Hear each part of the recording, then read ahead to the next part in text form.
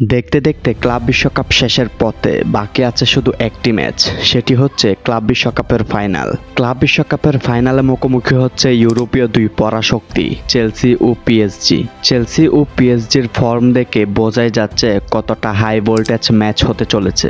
দুই ক্লাবের ডাগ আউটে দাঁড়িয়ে আছেন দুইজন মাস্টার মাইন্ড। চেলসির মাস্টারমাইন্ড কোচ একজন ইতালিয়ান কোচ, সেই হিসেবে তার গেম প্ল্যানে ইতালিয়ান ডিফেন্ডিংয়ের প্রভাব দেখা যাবে। তার বিপরীতে পিএসজির মাস্টারমাইন্ড কোচ একজন স্প্যানিশ কোচ, সেই হিসেবে তার গেম প্ল্যানে স্প্যানিশ পাসিং ফুটবলের প্রভাব দেখা যাবে। তবে আজকে আমরা কথা বলবো এই দুই দলের গেম প্ল্যান ও তাদের শুরুর একাদশ কেমন হবে। প্রথমে আসি চেলসির কাছে। চেলসির ডাগ আউটে দাঁড়িয়ে আছেন এনজো মারেস্কা। তার ডিফেন্ডিং ও কাউন্টার অ্যাটাকিং ফুটবল দিয়ে চেলসিকে অনেক উন্নতি করেছেন। তার পছন্দের ফরমেশন হচ্ছে 4-1-2-3, 4 জন ডিফেন্ডার, একজন ডিফেন্সিভ মিডফিল্ডার, 2 জন অ্যাটাকিং মিডফিল্ডার, 3 জন ফরওয়ার্ড। এবং পিএসজির বিপক্ষে তার পছন্দের ফরমেশনেই সাজাবেন চেলসির শুরুর একাদশ।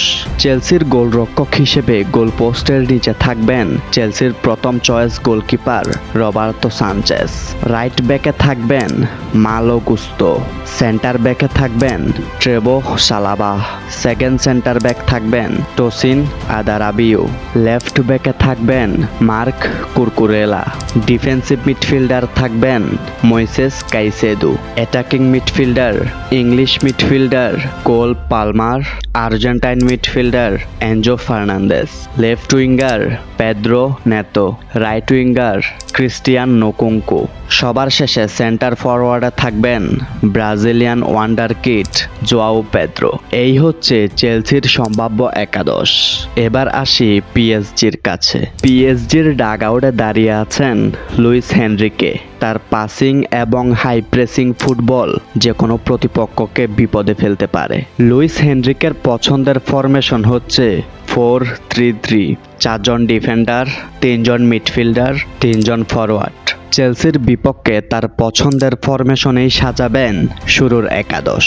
পিএসজির গোলরক্ষক হিসেবে গোল পোস্টের নিচে থাকবেন পিএসজির প্রথম চয়েস গোলকিপার জিয়ানলুইজি ডোনারুমা। পিএসজির রাইট ব্যাকে থাকবেন আশরাফ হাকিমি, সেন্টার ব্যাকে থাকবেন মার্কুইনহোস, সেকেন্ড সেন্টার ব্যাক থাকবেন লুকাস বেরালদো, লেফট ব্যাকে থাকবেন নুনো মেন্দেস, সেন্ট্রাল মিডফিল্ডে থাকবেন 3 জন Vitinha, Joao Neves, Fabian Ruiz, right winger থাকবেন ডেসিরি ডুও, লেফট উইঙ্গার থাকবেন খাবারদেশ কেলিয়া, সেন্টার ফরওয়ার্ডে থাকবেন এই সিজনের ব্যালন ডিওরের সবচেয়ে বড় দাবিদার ওসমান ডেম্বেলে। এটাই হচ্ছে এই দুই দলের সম্ভাব্য শুরুর একাদশ।